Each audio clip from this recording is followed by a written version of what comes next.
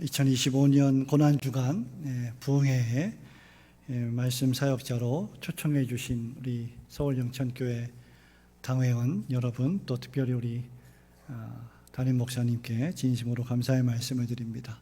또 이 복되고 귀한 기회에 하나님의 말씀을 전할 수 있도록 직분을 주시고 사명을 주신 하나님께 모든 찬송과 영광을 돌려드립니다. 평생 동안 설교하고 평생 동안 강의했음에도 불구하고 항상 이 하나님의 말씀을 전하는 강단에 선다는 것은 엄중한 일이고 매우 힘들고 고통스러운 일입니다. 그것은 왜냐하면 우리가 지금 전하고 또 듣고자 하는 이 말씀이 우리의 귀를 즐겁게 해주는 말씀이 아니라 하나님께서 우리에게 원하시는 말씀이기 때문입니다. 오늘 바울은 8절에서 디모데에게 단도직입적으로 복음과 함께 고난을 받으라고 권면 같은 명령을 하고 있습니다. 복음과 함께 고난을 받으라. 오늘날 현대 그리스도인들의 뿌리 깊게 박힌 잘못된 생각 가운데 하나가 예수님을 믿으면 아무런 불행도 없고 고통도 없고 고난도 없을 것이라는 잘못된 생각입니다. 성경은 도리어 그 반대로 말합니다. 오늘 우리가 살펴보는 이 바울의 디모데전서, 디모데후서 말씀조차 고난은 필연적이라고 이야기하고 있습니다. 우리가 살펴보고 있는 디모데후서 지금 1장을 보고 있습니다만은 3장 12절 말씀에 보면 무릇 그리스도 예수 안에서 경건하게 살고자 하는 자는 박해를 받으리라고 했습니다. 다시 말하면 예수 그리스도 안에서 우리가 신자답게 경건하게 거룩을 추구하며 이 세상 속에서 살아간다면 그에게 고통과 고난과 아픔은 필연적이라는 말입니다. 달리 말하면 만약에 우리의 삶에, 우리 그리스도인의 삶에, 성도의 삶에 고난이 없다, 고통이 없다, 어려움이 없다면 그것은 어떤 의미에서 우리가 경건하게 살고 있지 않다는 반증이기도 할 것입니다. 사역자들이 아니더라도 예수님을 잘 믿고 올바로 믿는 삶을, 믿음의 삶을 세상 속에서 실천하며 살아가다 보면 우리는 어려움을 당하고 또 핍박을 당하고 반대에 직면하게 될 것입니다. 그렇다면 예수님을 믿고 올바로 사는데 왜 우리 그리스도인들이 박해를 받습니까? 왜 고난을 당하는 것입니까? 특별히 바울은 왜 우리에게 고난을 받으라고 권면을 하고 있습니까? 그것은 바로 우리가 믿는 복음의 성격 때문입니다. 예수 그리스도의 복음을 믿으면 하나님은 우리의 죄를 사하여 주시고 구원하여 주시고 허물가지로 죽어버렸던 우리를 다시 영적으로 소생시켜 주시고 의미 있는 삶을 살게 하시며 우리를 죄와 사망과 이 세상의 어두움의 권세에서 해방하여 하나님의 빛의 나라로 옮겨주십니다. 우리는 여전히 이 어두운 세상 속에 살지만 더 이상 이 어두운 세상이 아니라 하나님의 빛의 나라에 속한 자녀로 이 어두운 세상을 살아가게 된다는 것입니다. 그것이 바로 하나님이 우리를 당신의 자녀로 삼으시는 이유입니다.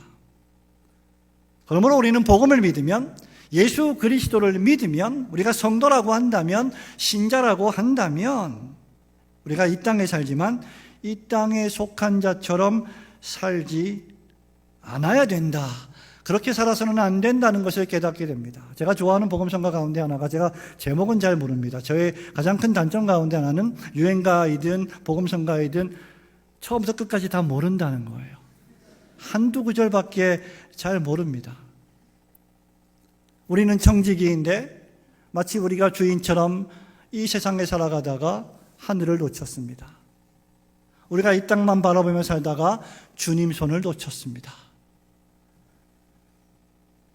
매우 익숙한 찬양인데 그 찬양의 가사 하나하나가 우리의 심금을 울립니다.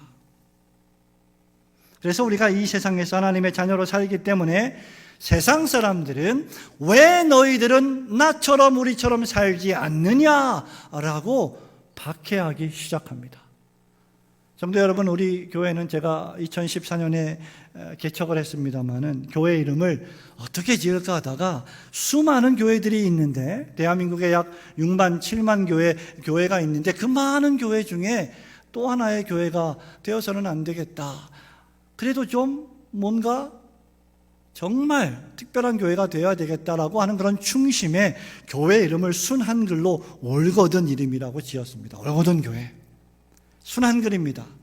바르고 진실하며 정직한 그리스도의 제자 공동체. 부제예요. 별로 안 놀라시는군요. 이름만 들어도 숨이 막혀요.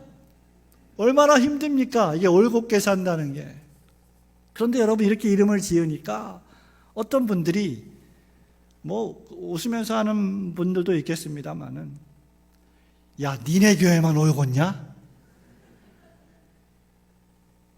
제가 우리 교회만 올곧자고 지은 건 아니잖아요. 우리가 올곧지 못하니까 우리의 힘으로는, 우리의 능력으로는, 우리의 지혜로는, 우리의 경험으로는 우리는 전혀 올곧지 못하고, 우리는 도리어 바울이 말하는 것처럼 마음은 원이지만 육신이 약하고, 선은 행하기 원하지만 도리어 악을 행하는 나의 처참한 죄악된 실존의 모습을 우리가 너무나 잘 알기 때문에 우리는 그리스도 예수를 믿음으로 올곧음을 지향하는 교회이다. 그런 의미로 교회 이름을 진 것입니다. 그런데 핍박을 당하는 거예요. 니네 교회만 올곧냐고. 여러분, 마찬가지로 우리 그리스도인들이, 서울 영천교회 성도들이 이 세상에서, 이 대한민국 서울에서 그리스도인답게 올곧게 살아간다면 여러분들에게 고난은 필연적입니다. 이것을 성경적으로 말하면 우리 예수님께서 요한복음 15장 18절 19절에서 이렇게 말씀하셨습니다. 세상이 너희를 미워하면 너희보다 먼저 나를 미워한 줄을 알라. 너희가 세상에 속하였다면 세상이 자기의 것을 사랑할 것이나 너희는 세상에 속한 자가 아니요 도리어 내가 너희를 세상에서 택하였기 때문에 세상이 너희를 미워하느니라. 우리들은 그리스도에게 속해 있기 때문에, 그래서 이 세상의 법칙대로, 이 세상의 문화와 철학과 가치관대로 살지 않기 때문에 이 세상이 그리스도를 미워하듯이 결국 그리스도께 속한 우리들까지 세상은 미워하게 되어 있다는 말입니다. 그러므로 고난을 받는다 하는 것은 어떤 의미에서 신자가 나는 신자입니다 라고 말하지 않아도 신자가 신자됨을 나타내주는 웅변적인 증거입니다. 그것이 사도 바울이 내가 내 몸에 예수의 흔적을 지녔노라고 한 이유입니다. 여러분, 예수 그리스도의 복음이 고난의 이유가 될 때 그 고난은 여러분 인생의 최고의 훈장과 같습니다. 우리가 죄를 지어 고통을 당하면, 우리가 잘못된 일을 해서 세상 사회법에 저촉되는 일을 해서 고통을 당하고 벌을 당한다면 무슨 유익이 있겠습니까? 바울의 말입니다. 그런데 우리가 예수 그리스도를 믿고 죄를 회개하고 거룩과 경건을 추구하며 예수님의 복음을 전하며 살아가다가 고난을 당한다면 그것은 영광스러운 일이 될 것입니다. 고난과 고생을 좋아하는 사람이 누가 있겠습니까? 그러나 복음이 우리의 고생과 고난의 이유가 될 때 그 고난이야말로 우리 그리스도인의 인생의 가장 값진 훈장 또는 표창장이 될 것입니다. 그러나 고난 자체가 즐거운 일은 결코 아니며 또 고난이 만만한 것도 아닙니다. 그러면 우리는 어떻게 해야 복음을 위한 고난을 잘 견디어낼 수 있을까? 우리가 오늘 이 본문의 말씀을 중심으로 세 가지를 우리 성도님들과 함께 묵상해 보기로 원합니다. 첫 번째로, 우리가 복음과 함께 고난을 받기 위해서는 하나님께서 우리 속에 주신 그 하나님의 은사, 하나님의 선물을 부지런히 수시로 자주 묵상하고 생각해 내야 합니다. 6절 말씀에 보면 바울이 말합니다. 그러므로 내가 나의 안수함으로 내 속에 있는 하나님의 은사를 다시 부릴 듯하게 하기 위하여 너로 생각나게 하노니 라고 말했습니다. 바울은 디모데가 스스로 디모데 속에 있는, 디모데 영혼 속에 있는, 마음 속에 있는 은사를 생각해 보기를 원했습니다. 여기 은사는 바울이 이미 디모데전서 4장 14절에서 언급한 바가 있습니다. 내 속에 있는 은사, 곧 장로의 회에서 안수받을 때에 예언을 통하여 받은 것을 가볍게 여기지 말며, 장로의 회에서 설교자로 목사로 안수를 받고 서약을 하며 하나님의 종이 되겠다라고 했을 때 하나님께서 디모데의 영혼 속에 주신 선물이 있습니다. 그것을 기억해야 한다. 언제? 고난당할 때, 어려운 일이 있을 때, 고통스러울 때, 우울할 때, 괴로울 때, 절망스러울 때. 이것은 젊은 사역자 디모데가 목회자로 설교자로 안수받을 때 하나님이 주신 은사입니다.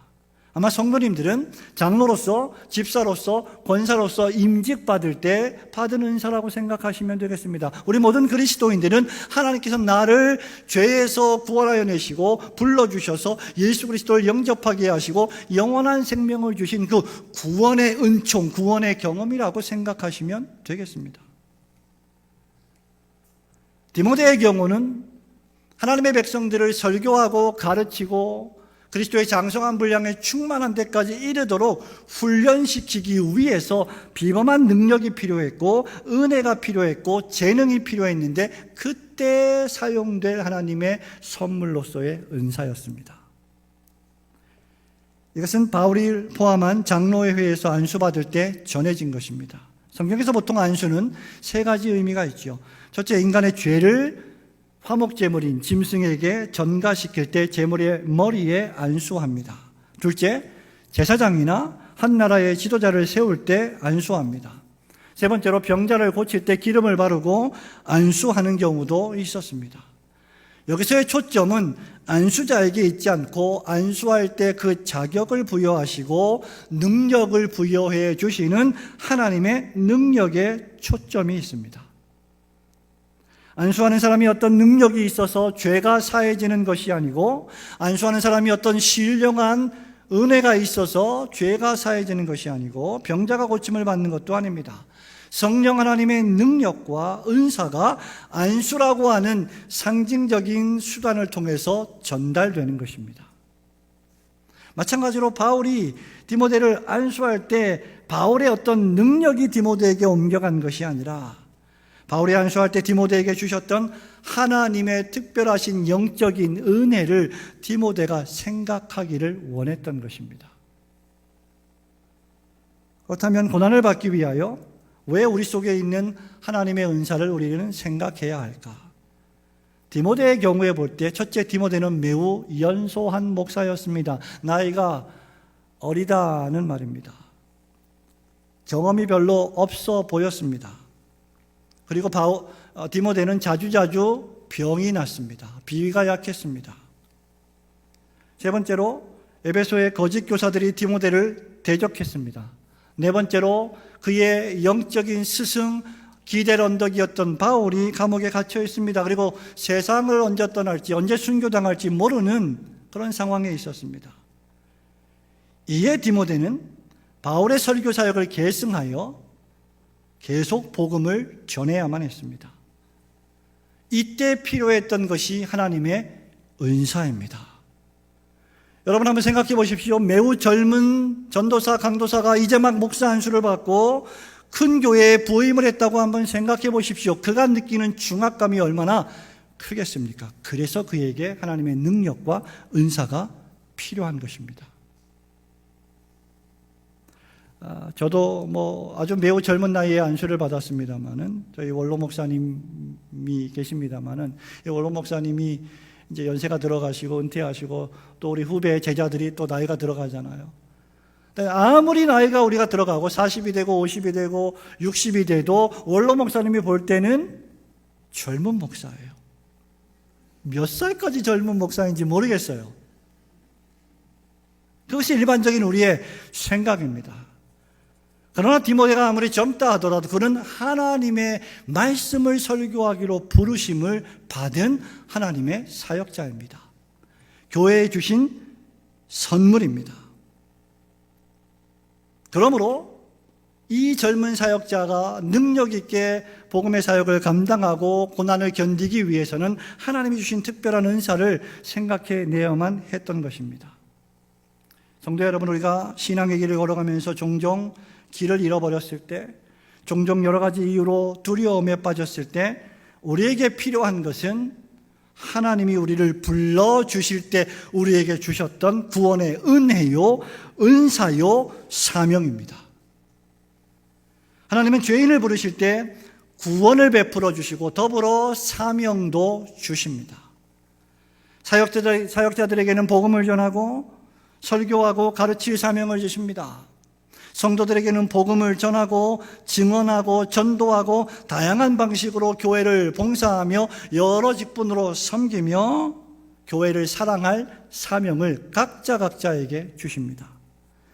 이 사명을 감당할 때 필연적으로 고난을 당하게 되어 있습니다. 디모데는 거짓이 없는 진실한 믿음의 소유자였고 하나님이 주신 은사를 부지런히 사용할 의무가 있었습니다. 이에 바울은 디모데 속에 있는 그 은사를 다시 한번 부릴 듯 불러 일으킬 필요를 느꼈던 것입니다. 성도 여러분, 이것이 어떤 은사입니까? 바로 복음이 주는 능력입니다. 복음이 주는 은사입니다.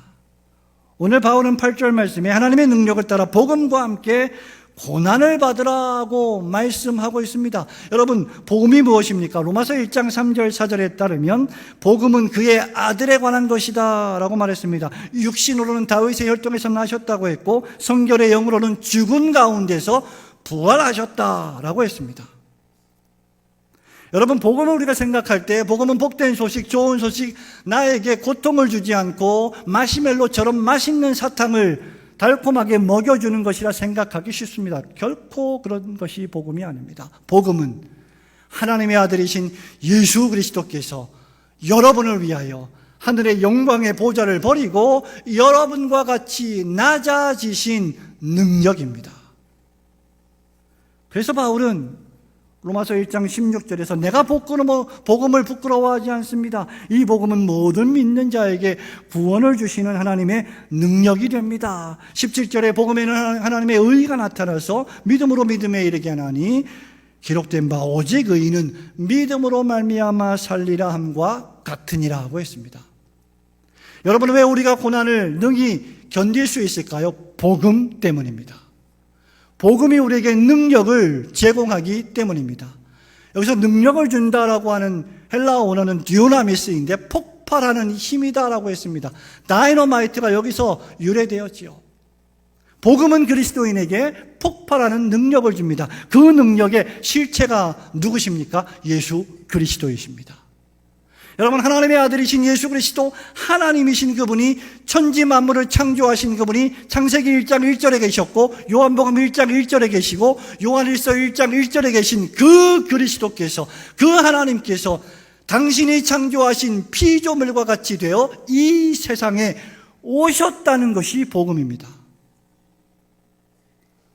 여러분, 한번 상상해 보십시오. 하나님이 당신이 창조하신 피조물과 같이 되어 이 세상에 오셨다. 무한하신 분이 유한한 이 세상에 오셨다. 이것이야말로 우리가 납득할 수 없고 이해할 수 없는 기적 중에 기적이 아니고 무엇입니까?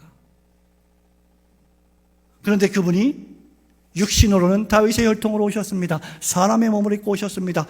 우리와 같은 몸을 가지셨습니다. 우리와 같은 혼과 영을 가지셨습니다. 예수 그리스도라고 하는 신성 이외에 사람의 영을 갖고 계셨다, 그 말입니다. 그래서 히브리서 말씀에 보면 우리가 믿는 예수 그리스도는 우리를 동정치 못하실 분이 아니십니다. 우리의 신음을 알고 계시고 우리의 고통을 알고 계시고 우리가 신음 가운데 기도할 때 그 신음조차 다 이해하고 알고 들으시는 분이십니다. 그분이 예수 그리스도이십니다. 그런 분이야말로 우리의 죄를 위하여 화목제물로 죽으실 수 있는 것입니다. 사람이 저지른 죄를, 우리가 저지른 죄를 그분이 사람으로서 속해 주실 수 있는 것입니다. 동시에 그분은 성결의 영으로는 죽음 가운데서 부활하셨다라고 했습니다. 여러분, 예수 그리스도에게는 두 본성이 있습니다. 바로 신성과 인성입니다. 신성은 무엇입니까? 예수 그리스도께서 하나님의 아들이시요 곧 하나님이시라는 말씀입니다. 만약에 그리스도께서 단순히 우리와 같은 사람이셨다면, 하나님이 아니셨다면 그분은 결코 십자가 죽음에서 다시 부활하시지 못하셨을 것입니다. 그러나 그분은 하나님이십니다. 그분은 다시 죽음에서 부활하셨습니다. 죽음을 정복하셨습니다. 죽음에 쏘는 것을 이기셨습니다. 그리고 그분을 믿는 모든 그리스도인들에게 이 부활의 능력을 주셨습니다. 여러분, 이것이 예수 그리스도의 십자가의 보혈의 능력입니다. 예수 그리스도는 바로 허물과 죄로 죽어버렸던, 하나님의 계명을 어기고 불순종하여 영적으로 죽었고 육체적으로 죽어가고 있으며 마침내 죽어버리고야 말 우리 비참한 인생을 죽지 않게 살리시기 위하여 이 세상에 오신 메시아요 구세주이십니다. 그분을 우리는 중보자로 부르고 구세주라고 부릅니다. 그 하나님이시자 사람이신, 참 하나님이자 참 사람이신 예수 그리스도께서 십자가에서 한 손으로는 하나님의 손을 붙잡고 한 손으로는 여러분의 손을 붙잡고 심장이 파열되신 분이십니다. 다시 말하면 그분은 우리를 구원하시기 위하여 자신의 생명을 드리신 것입니다. 이것이 복음입니다. 이것이 우리에게 주는 능력입니다. 우리 예수 그리스도는 단 한 방울의 피라고 할지라도 온 인류를 구원하실 수 있고 죄를 씻어주실 능력이 있는 보혈이시고, 우리 예수 그리스도께서는 온 인류 가운데 단 한 사람인 여러분 자신을 구원하셔야만 했더라도 예수 그리스도는 십자가에서 피 흘려 돌아가셨을 것입니다. 그것이 복음의 능력입니다. 다시 말하면 예수 그리스도께서 날 위하여 대신 죽으심으로 우리 대신에, 나 대신에 고난당하시고 나 대신에 질병을 겪으시고 나 대신에 죽음을 당하시고 그 죽음의 지옥 같은 고통을 체험하시고 나를 위하여 다시 살아나신 분이십니다. 디모데가 나이가 어려서 의기소침하고 고통을 당하고 아프고 이제 그만할까?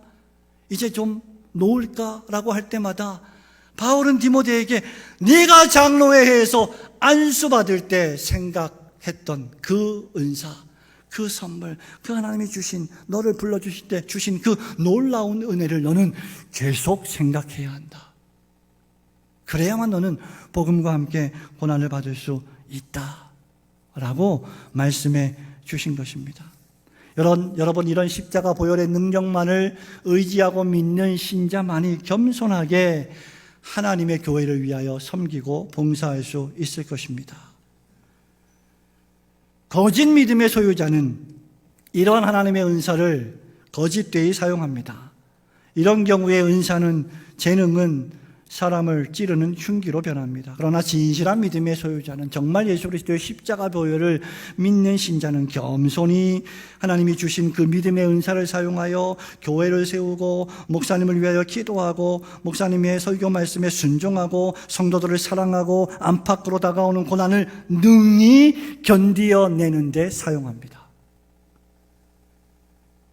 이런 의미에서 우리에게 주신 은사들은 사사로운 야망을 채우거나 이익을 위하여 사용하지 않고 하나님의 뜻을 이루는 데 사용해야 할 것입니다.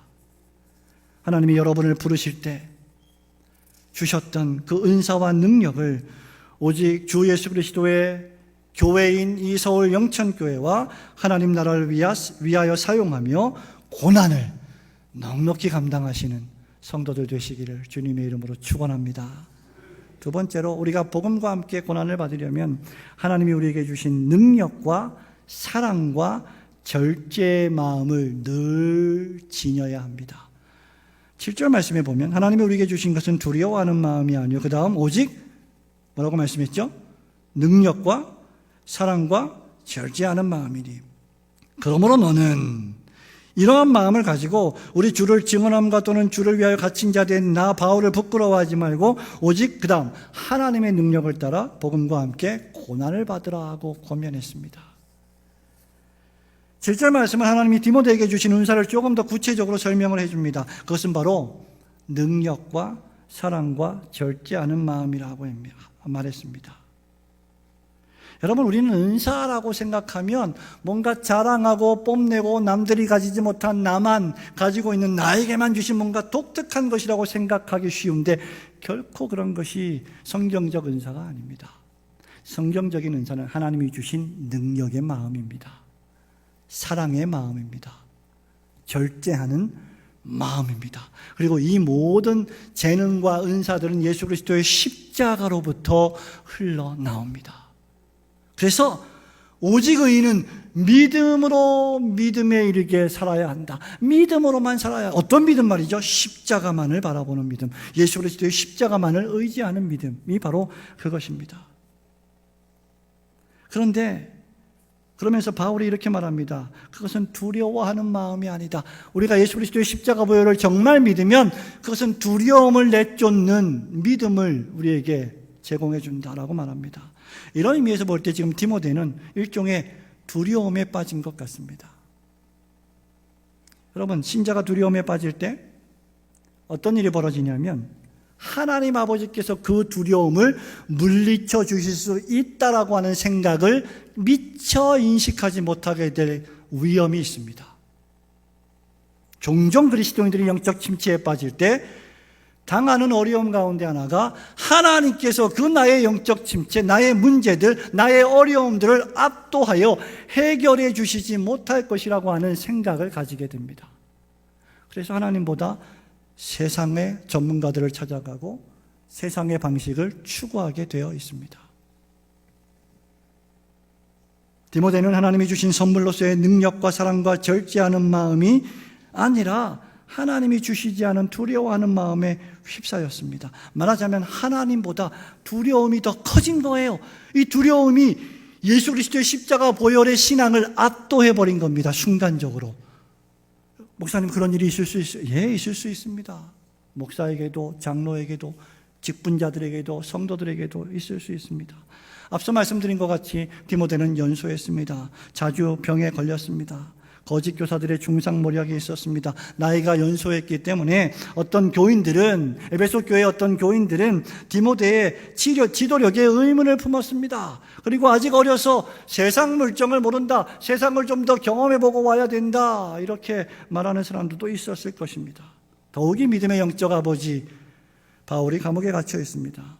디모데 자신도 서슬퍼런 로마 제국의 핍박 속에서, 황제 숭배의 강요 속에서 언제 끌려갈지 모르는 두려움이 있었을 것입니다. 지금은 우리가 이렇게 편안하게, 이렇게 고난주간임에도 불구하고 별로 고난받지 않고 이렇게 편안하게 앉아서 예배를 드리고 말씀을 듣지만 1세기에는 죽음이라고 하는 것이 일상이었고 고난이라고 하는 것이 시시각각 다가오는 야수와도 같았습니다. 그래서 디모데는 이런 상황들이 걱정스러웠고 수치스러웠고, 내가 설교자다, 내가 목사다, 내가 그리스도인이다라고 밖에 나가서 말하기가 부끄러워졌습니다. 그래서 바울은 8절에서 네가 우리 주를 증언함과 주를 위하여 갇힌 자 된 나를 부끄러워하지 말라고 권면했던 거예요. 영어로 말하면 I am not ashamed of the gospel. You must not ashamed of the gospel. ashamed라고 하는 말은 홍조를 띠다 얼굴에 막 창피해가지고 얼굴이 뻘개지는 것을 뜻합니다. 그게 두려워하는 마음이 우리에게 주는 현상입니다. 이때 필요한 것이 바로 하나님이 주신 선물입니다. 그 선물이 무엇입니까? 하나님 우리에게 능력을 주셨습니다. 여러분, 이 능력은 디모데 자신의 능력이나 디모데의 학벌이나 재능이 아니었습니다. 사도 바울도 마찬가지였습니다. 여러분, 사도 바울이 얼마나 위대한 인물이었습니까? 그 당시에 가장 최고의 학문을 수련한 사람입니다. 그뿐입니까, 여러분? 도덕적으로는 바울을 따라갈 자가 아무도 없었어요. 제 생각에는 온 인류 역사상 바울만큼 거룩한 사람이 있었을까? 예수 믿은 이후에. 그런데 그런 사람조차 서신서에서 뭐라고 고백합니까? 나는 주 예수 그리스도와 그분의 십자가에 못 박히심 외에는 아무것도 알지 아니하기로 작정하였노라. 나의 모든 것들은 그리스도 외에 다 뭐와 같다?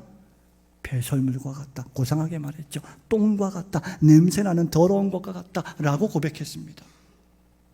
그러니 이 능력은 바울의 것이 아닙니다. 디모데의 것이 아닙니다. 바울과 디모데 내부에 있는 게 아니에요. 외부에서 오는 겁니다. 그것이 바로 아까 말씀드린 로마서 1장 17절에 복음에는 하나님의 의가 나타나서 예수 그리스도, 복음에 계시된 예수 그리스도가 바로 디모데에게 주신 능력입니다. 여러분, 예수님이 우리에게 능력입니다. 그리고 예수님이 우리에게 사랑을 주셨습니다.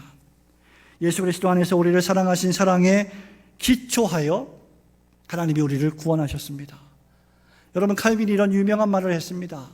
하나님께서는 큰아들이신 장자이신 예수 그리스도 안에서 우리들을 아들들 삼기 위하여, 자녀들을 삼으시기 위하여 하나님의 아들 독생자를 세상에 보내셨다. 하나님의 아들이 사람이 되신 것은 사람의 아들들인 우리들을 하나님의 자녀들 삼으시기 원하셨기 때문이다. 이것이 복음의 능력입니다. 여러분이 죄를 회개하고 예수 그리스도를 진심으로 영접한다면 여러분은 예수 그리스도 안에서 하나님의 자녀들이 됩니다. 세상이 감당치 못하는, 즉 세상에 속한 자들이 아닌, 이 세상의 영구히 살 자들이 아닌 하나님 나라의 시민권자들이 됩니다. 이것이 하나님이 우리에게 주신 능력이요 사랑입니다. 셋째는 그렇기 때문에 절제하게 됩니다. 날 위하여 모든 그분의 생명을 주신 예수 그리스도를 사랑하고 그분을 위하여 살기 위하여 나의 삶을 정돈하고 절제하고 절도 있게 살아갑니다. 여러분, 절제라고 하는 것은 자기 자신을 조절하고 훈련하는 능력입니다. 사실 그리스도인의 신앙의 싸움이 이 싸움 아닙니까? 여러분, 절제하는 싸움, 특별히 21세기 우리가 살고 있는 이 시대에 얼마나 풍족한 시대입니까? 우리는 뭘 먹을지, 먹을 것이 없어서 고난을 받고 고통을 당하는 시대가 아니라 먹고 나서 어떻게 살을 뺄까를 고난하는, 고통스러워하는 그런 시대에 우리 살고 있어요. 그것이 우리의 고난입니다. 무슨 고난이 그렇습니까? 그래서 여러분, 절제가 필요한 거예요. 훈련이 필요한 거예요. 예수 그리스도의 십자가 복음에 절제의 마음을 갖게 되면 모든 종류의 무절제를 해결합니다. 쉽게 분노하거나 참지 못하고 독한 말을 뿜어내지 않습니다. 그리스도인은 절대로. 하나님의 말씀을 들을 때 그 말씀을 다른 사람에게 적용하고 다른 사람을 고치기 위하여 비난하지 않고 자기 자신의 영혼에 그 말씀의 칼날을 대어 자기 자신의 삶을 개혁합니다. 그게 그리스도인입니다. 그게 복음과 함께 고난을 받는 신자의 삶입니다. 하나님께서 우리에게 주신 영은 두려워하는 영이 아니요 능력과 사랑과 절제의 마음입니다. 예수 그리스도의 십자가를 정말 믿는 신자라면, 그래서 그는 성령이 내주하시는 사람이 되는데, 성령이 내주하시면 그는 반드시 성령의 열매를 맺게 되어 있죠. 성령의 열매는 단수로 기록이 되어 있습니다. 그리고 그 열매는 9가지 특징을 가지고 있어요. 그래서 이 9가지 특징을 다 맺게 되는 겁니다. 왜? 단수이기 때문에. 그것이 무엇입니까? 옛날에 저희들이 신학교 다닐 때 공부할 때 어떤 교수님이 그런 말을 했습니다. 12제자 이름 외우냐 못 외우면 지옥 간다. 성령의 9가지 열매 외우냐 못 외우면 지옥 간다. 물론 농담을 하신 말이겠죠. 그러리라 믿습니다. 꽤 진지하게 말씀하셨어요. 사랑과 희락과 화평과 오래 참음, 자비, 양선. 우리 성도님들 그냥 막 나오잖아요. 저는 이게 너무 좋아요. 요즘 강의를 하다 보면 성경 강의할 때 성경 인용을 좀 하잖아요. 성경 인용을 이렇게 하면 갈라디아서 5장 16절, 17, 18, 20절, 22절, 22절 하면 그 다음 구절이 나와야 되는데 안 나와요. 성경을 안 읽는 거죠.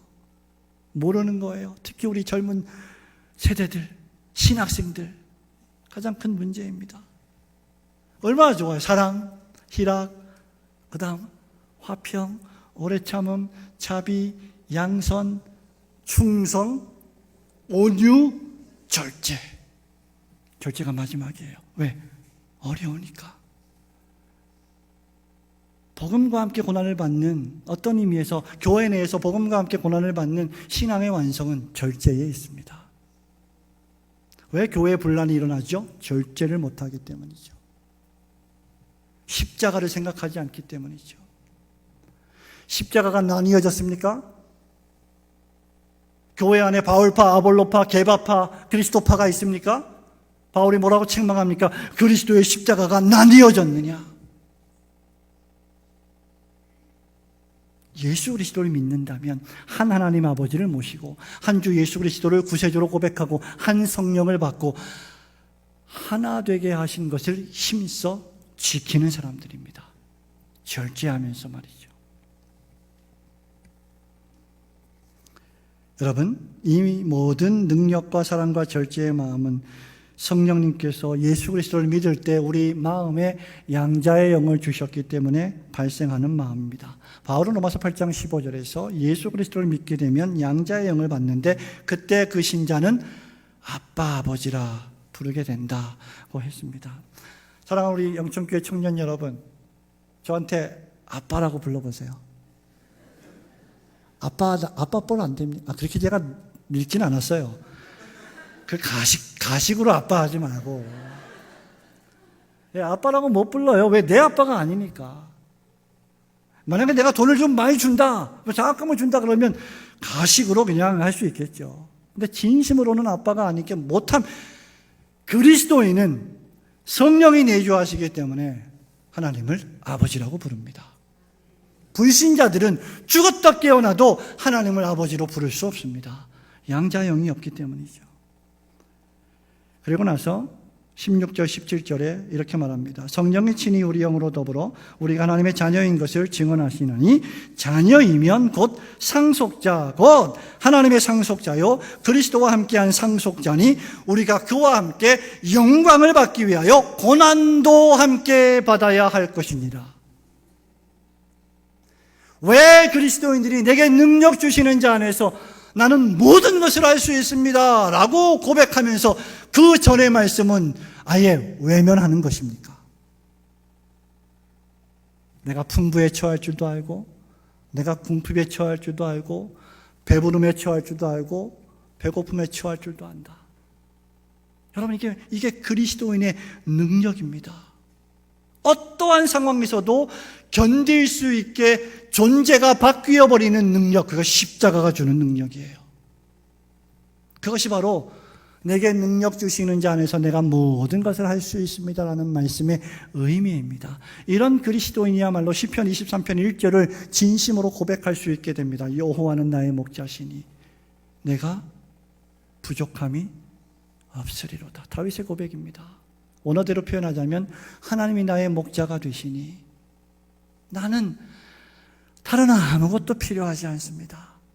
다른 아무것도 결핍된 게 없습니다. 여러분, 이 수준에까지 올라가는 것이 신자의 믿음입니다. 제가 좋아하는 찬송가 가운데 하나가 세상과 나는 간 곳 없고 구속한 주만 보이도다.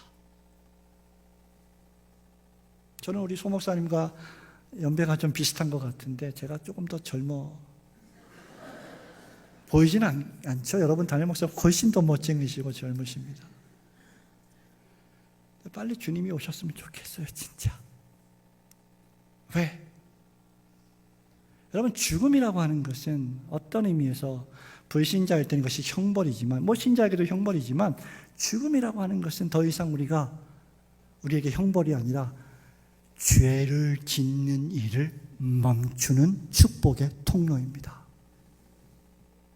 우리가 하나님의 나라에 가면 우린 더 이상 바울처럼 오라 나는 곤고한 사람이로다 누가 이 사망의 몸에서 나를 건져내랴 이런 탄식을 할 필요가 없습니다.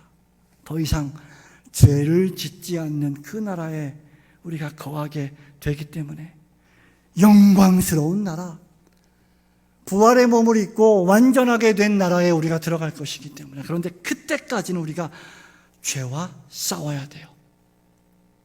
이것이 신자가 당하는 고난입니다. 여러분, 불신자 이런 고민 안 합니다. 예? 신자 사업가들 어떤 고민합니까? 내가 이렇게 살아가는 것이 과연 하나님께서 기뻐하실까?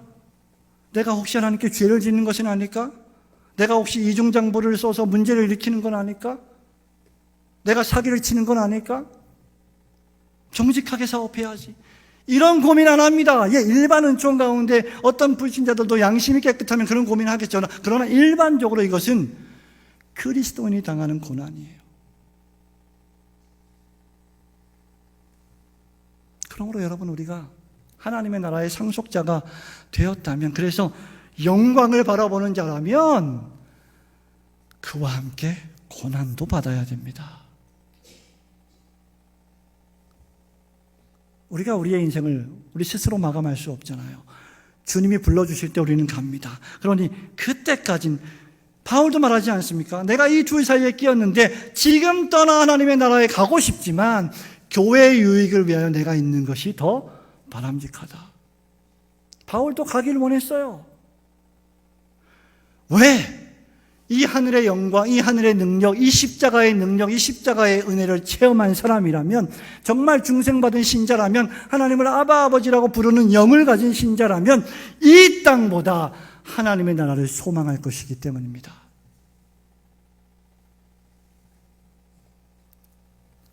사단 마귀는 그런 우리에게 두려움과 수치와 거짓의 영을 주어 복음을 전하지 못하게 만듭니다. 야, 네가 목사면서, 네가 장로면서 말이야, 네가 권사고 집사면서, 네가 청년부 회장이면서 네 꼬라지를 봐라. 네 꼬라지를 보니까 너는 택자가 아니야. 사단 마귀가 우리에게 속삭입니다. 우리의 공감하시나 봅니다. 우리의 연약 때문에. 그죠? 그게 우리를 의기소침하게 만들고 우리를 위축시키고 두려워하게 만듭니다. 그러나 하나님의 영은 우리에게 능력과 사랑과 절제의 마음을 주십니다. 하나님을 아버지라고 부르는 영을 주십니다. 천지를 창조하신 하나님 아버지께서 우리의 아버지시라면 우리가 두려워할 것이 무엇이란 말입니까? 서울영천교회 청년 여러분, 꿈을 가지세요. Boys be ambitious.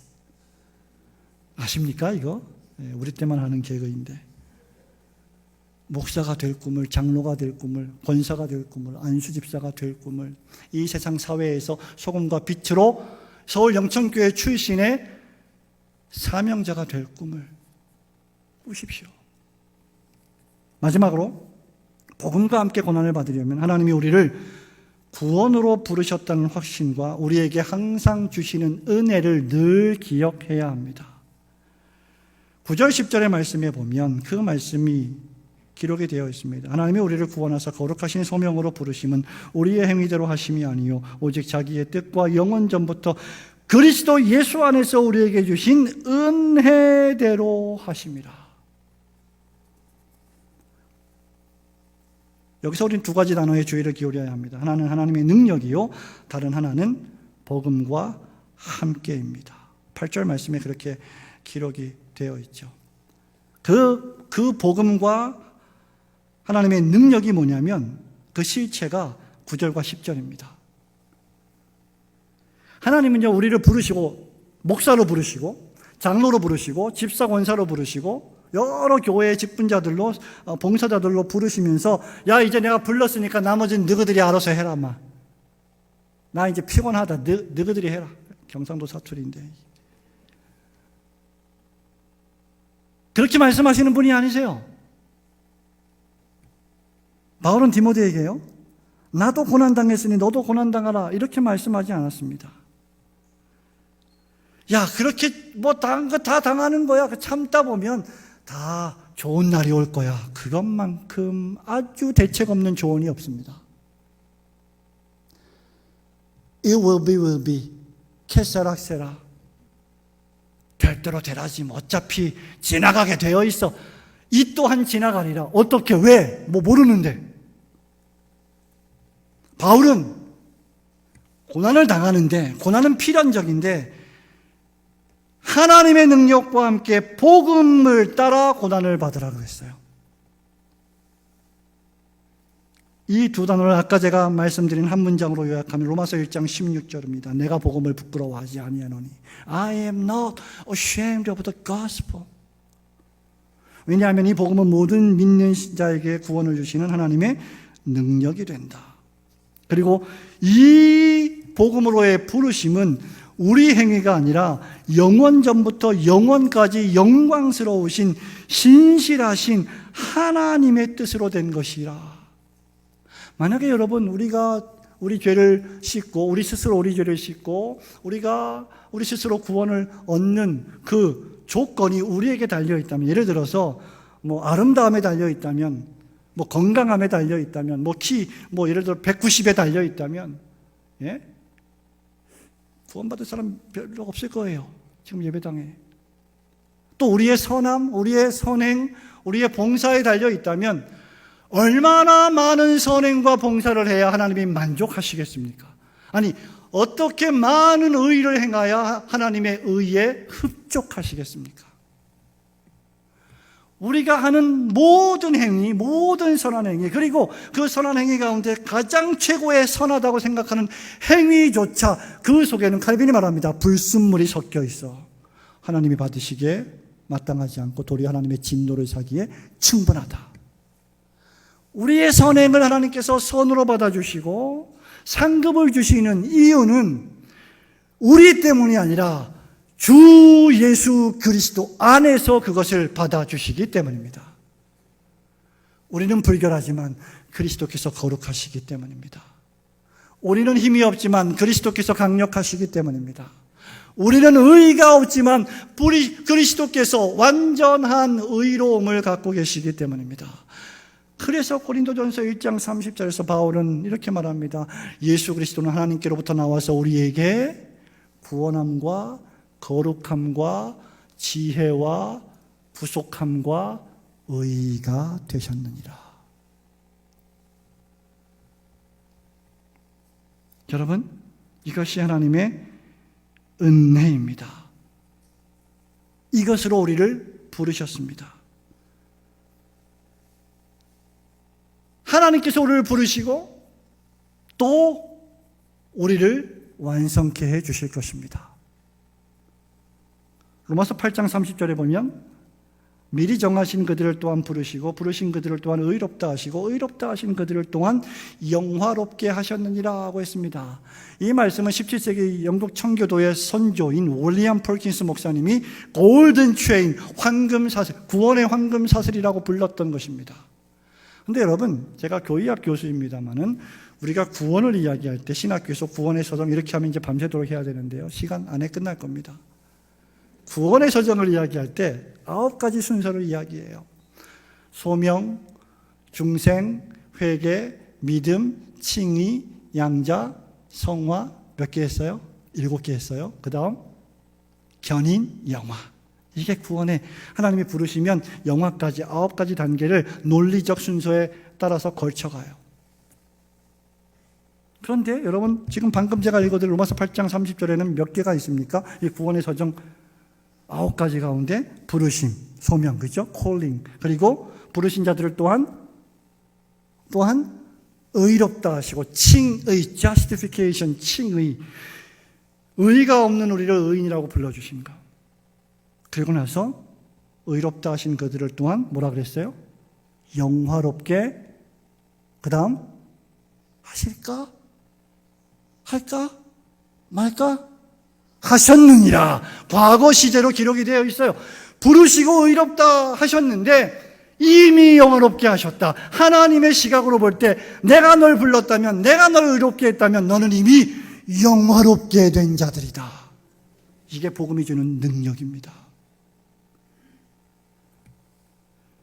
그래서 로마서 8장 38절 39절 마지막 절 이렇게 끝나죠. 내가 확신하노니 사망이나 생명이나 천사들이나 권세자들이나 현재일이나 장래일이나 능력이나 높음이나 깊음이나 다른 어떤 피조물이라도 우리를 우리 주 그리스도 예수 안에 있는 그 다음 하나님의 사랑에서 끊을 수 없으리라.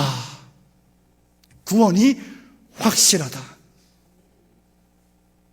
여러분 인생에 앞으로 어떤 일이 벌어진다 해도 다윗이 고백했던 것처럼 내가 사망의 음침한 골짜기를 지나간다 할지라도 나의 몸에 질병이 생긴다 할지라도, 암이 생긴다 할지라도, 내 자녀에게 어떤 문제가 생긴다 할지라도 내가 너희를 사랑한 그 사랑, 그리스도 예수 안에 있는 나의 사랑을 그 누구도 그 무엇도 끊을 수 없다.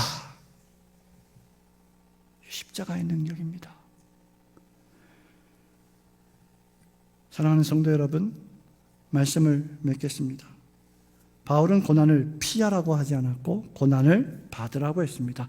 어떻게 하면 이렇게 자신만만한 말을 할 수 있을까요? 아무리 바울이라고 하지만 바울은 성도가 고난당할 때 하나님께서 피할 길을 주시고 또 피하지 못한다면 넉넉히 감당할 힘을 주실 것을 알았기 때문입니다.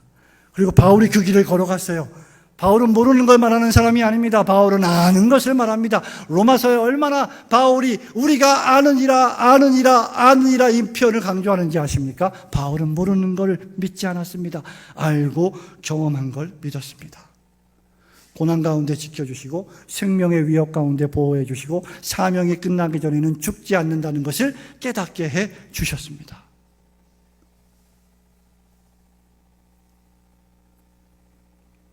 18세기 초반에 아주 유명한 영국의 메트로폴리탄 타버너클 교회를 목회했던 찰스 헤런 스펄전 목사님이 이런 말을 한 적이 있습니다. 나는 종종 병실에서 있었던 시간을 감사하는 마음으로 되돌아본다. 병실에서 있었던 시간을 감사하는 마음으로 되돌아본다. 나는 다른 어떤 곳에서보다 고통의 침상에 있었을 때 은혜 가운데 가장 성장했음을 믿는다. 여러분, 우리가 고통 중에 있을 때, 고난 중에 있을 때 우리의 믿음이 성장합니다. 우리가 은혜 안에서 자라갑니다. 물론 그 시간이 지나고 나면 우리는 또 잊어버려요. 괜찮아요. 그런다고 하나님이 구원을 취소하지 않습니다. 그러나 우리는 기억해야 합니다. 그때에도 지금도 우리 손을 붙잡고 가시는 분은 하나님이시다. 우리를 안고 가시는 분은 예수 그리스도이시다. 코로나 때 우리 교회 장로님 한 분이 코로나에 걸렸습니다. 금방 나을 줄 알았는데 입원해서 도통 퇴원을 하시지 못하는, 더 심각해지는 겁니다. 더 계속 기침하고 호흡이 곤란할 정도로 일주일에 한 번씩 말하기가 어려우니까 한 번씩 통화를 합니다. 기도를 해드립니다. 그때 그 장로님이 저에게 보내주신 카톡을 보면 지금 퇴원해서, 이미 오래전에 퇴원해서 목사의 설교를 가장 은혜롭게 들으며 가장 순종하시는 장로님이십니다. 근데 그분이 그 침상에서 카톡으로 저한테 받은 은혜를 보내시는 거예요. 그것도 장문의 카톡을. 목사가 그거를 힘든데 죽음을 왔다 갔다 하는 그 순간에 예수 그리스도의 은혜를 생각하고 하나님의 나라를 생각하는구나. 역시 장로님이구나. 그러나 여러분, 사명이 끝나기 전에는 죽지 않습니다. 아직 생존해 계시고 더 오래 사실 겁니다. 고린도전서 10장 13절에서 고린도 교회 교인들에게 바울이 말합니다. 사람이 감당할 시험 밖에는 너희가 당한 것이 없나니 오직 하나님은 미쁘사 너희가 감당하지 못할 시험 당함을 허락하지 아니하시고 시험 당할 즈음에 또한 피할 길을 내사 너희로 능히 감당하게 하시느니라. 시인은 시편 34편 19절에서 말합니다. 의인은 고난이 많으나 여호와께서 그의 모든 고난에서 건지시는도다. 더 나아가 우리 주님께서 먼저 우리를 위하여 사람의 몸을 입고 이 세상에 오셔서 고난당하셨습니다. 그 고난을 통해 부활 승천하심으로 복음의 능력을 밝히 드러내셨습니다. 그리고 그분은 다시 오실 것입니다. 이 인생의 어두운 골짜기 고난에서 완전히 승리하는 날이 다가오고 있습니다. 그리고 요한계시록 말씀에 따르면 우리는 승리하게 되어 있습니다. 그러므로 성도 여러분, 오늘이라고 하는 하나님이 주신 선물을 하나님의 나라와 주님의 몸된 교회와 복음을 위하여 여러분이 할 수 있는 모든 것을 하십시오. 우리는 복음을 위해 삽니다. 십자가 복음을 위해 삽니다. 예수 그리스도의 십자가 복음의 능력을 체험하시고 그 그리스도의 복음을 위하여만 살아가시는 성도들 되시기를 주님의 이름으로 축원합니다. 하나님 감사합니다. 귀한 말씀 우리에게 주셨습니다. 능력의 말씀, 은혜의 말씀 우리의 심령 속에 깊이 새겨지게 하시고 하나님께 영광 돌리는 서울 영천교회가 되도록 축복하여 주시옵소서. 예수님의 이름으로 기도하옵나이다. 아멘.